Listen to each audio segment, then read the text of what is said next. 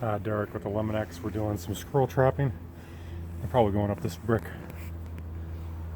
And I'm on the ladder here. You can see me on the ladder. It's sunny. So we find out a nice hole where the squirrels are getting in. Right where I put the brick, that's exactly where I thought they were going. They chewed up some wood. I don't know if somebody had something up there. Or somebody put wood here for some reason. So I thought there might be a gap above there, but I'm gonna seal that gap. I can see a lot of chewing.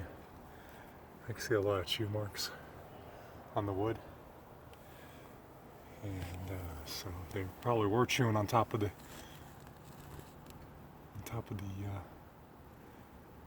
trim board siding. You can see all the chewing marks. I'm gonna make sure these squirrels are trapped out of here. I'm gonna put a backing there to see if it's disturbed, just so it could be removed or something, so it'll let me know something's in going in and out. And then I'll do a permanent seal up, and that should take care of it.